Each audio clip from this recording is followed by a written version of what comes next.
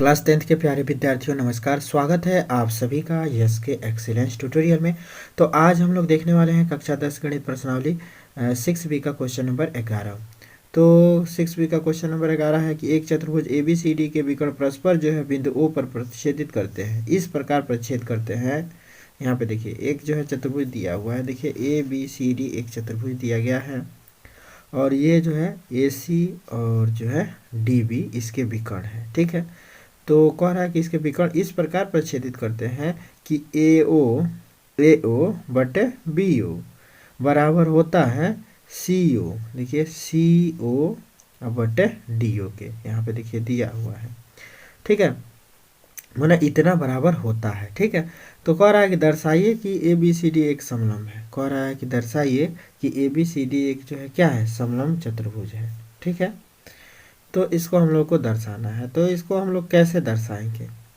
तो यदि हम लोग जो है AB समांतर जो है DC सिद्ध कर दें तो यह जो है एक जो है समलंब चतुर्भुज हो जाएगा। ठीक है, तो समलंब चतुर्भुज के लिए हम लोग को AB समांतर DC करना पड़ेगा सिद्ध। ठीक है, तो हम लोग इसके लिए क्या करेंगे? तो इसके लिए जो है सबसे सीधा सिंपल उपाय यही है कि हम लोग को जो दिया गया है ये लिख लेंगे। तो दिया है कि चतुर्भुज ABCD में AC और BD परस्पर O पर प्रच्छेदित करते हैं और हम लोग को इतना अनुपात प्राप्त होता है, AO बटा BO बराबर CO अपन DO, इतना प्राप्त होता है, ये दिया हुआ है।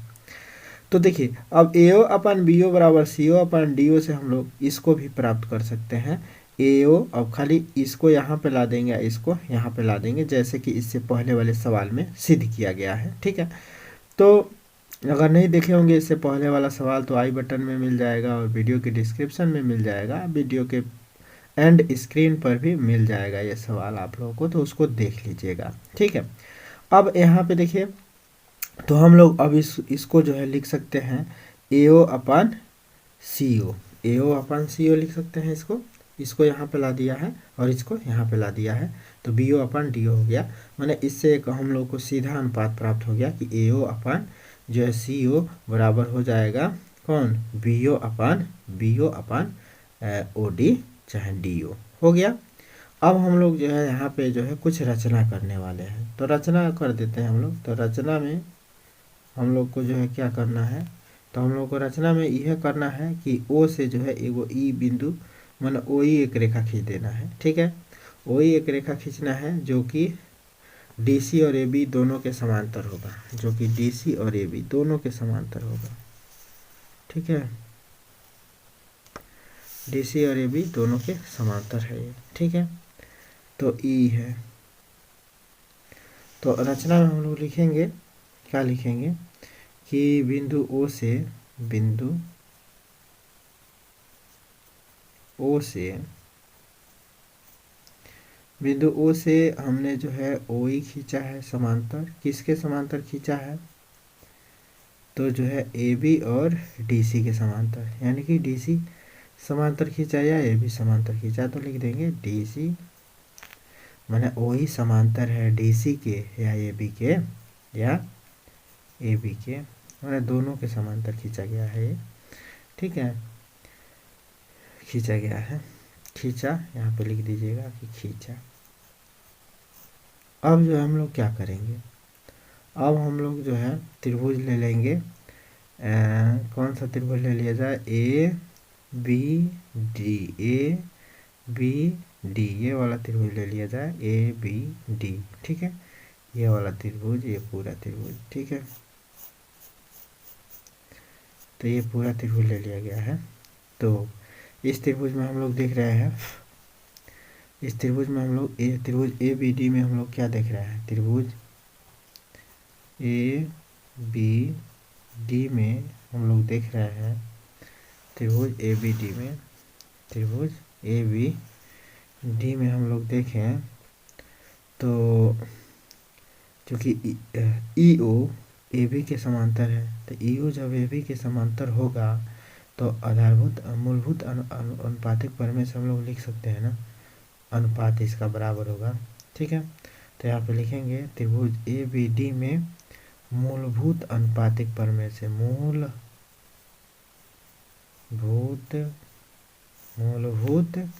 समानुपातिक प्रमेय से, समानुपातिक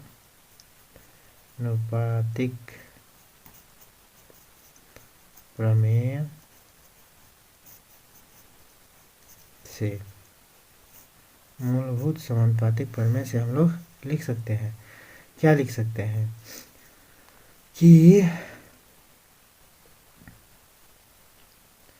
हम लोग लिख सकते हैं, देखिए ये जो है इसके समांतर है, तो हम लोग लिख सकते हैं कि डी ई बटे ई ए, डी ई बटे ई ए, डी ई बटे ई ए बराबर लिख सकते हैं डी ओ बटे ओ बी, डी ओ बटे ओ बी लिख सकते हैं, डी ओ बटे ओ बी लिख सकते हैं।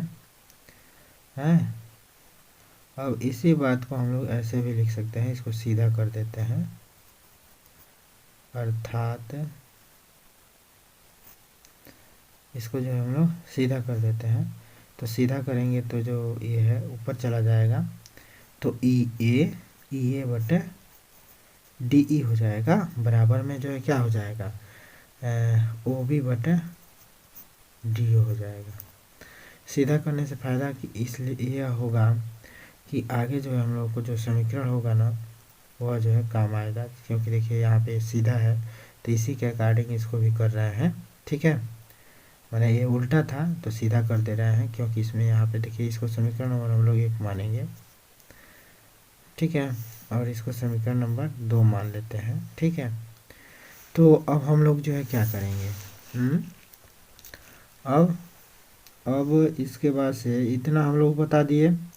अब हम लोग देखें तो यहाँ पे हम लोग देखें किस में, समीकरण नंबर 1 में या समीकरण नंबर 2 में देखा जाए तो बी ओ बटे डी ओ बराबर है ए ओ बटे सी ओ के। यहाँ पे देखा जाए तो बी ओ बटे डी ओ बराबर है ई ए बटे डी के।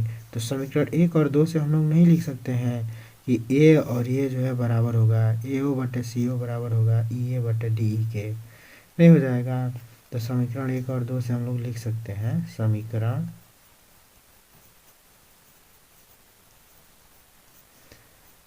1 और 2 से, समीकरण 1 और 2 से हम लोग लिख सकते हैं, क्या लिख सकते हैं कि ए ओ बटे में बी ओ, ए ओ, हाँ ए ओ बटे सी ओ होगा। अरे देखिए ये और ये बराबर हैं, तो ये और ये जो है बराबर हो जाएगा ए ओ बटे सी ओ, तब ए ओ बटे सी ओ बराबर हो जाएगा बी ओ बटे डी ओ।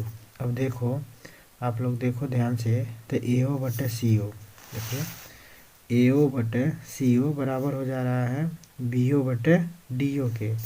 तो ऐसा जो है संबंध कब प्राप्त होगा, ऐसा जो है संबंध कब प्राप्त।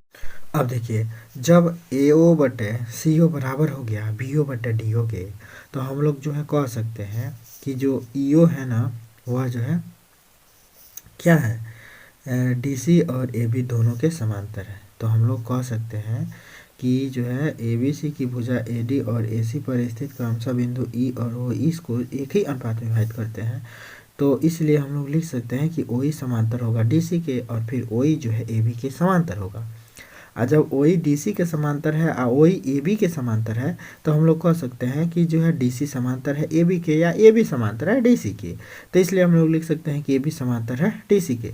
और जब ए बी जो है डी सी के समांतर है, तो इसलिए हम लोग कह सकते हैं कि ए बी सी डी एक समलंब चतुर्भुज है, ठीक है। तो अतः ए बी सी डी एक समलंब चतुर्भुज है, एक समलंब है। समलंब का मतलब कि एक युग्म समांतर होना चाहिए, समलंब है, ठीक है। बस यही सिद्ध करना था हम लोगों को, इति सिद्धम। इस प्रकार हम लोग लिख सकते हैं कि ए बी सी डी एक समलंब चतुर्भुज है। समलंब चतुर्भुज भी लिख दीजिए, चतुर्भुज है, ठीक है, इति सिद्धम। बस यही हम लोग को सिद्ध करना था। तो हम आशा करते हैं कि दोस्तों यह सवाल आप लोगों को समझ में आ गया होगा। सवाल समझ में आता है चैनल को लाइक सब्सक्राइब कर दीजिएगा। तो फिर मिलते हैं दोस्तों अगले वीडियो के साथ, तब तक के लिए जय हिंद।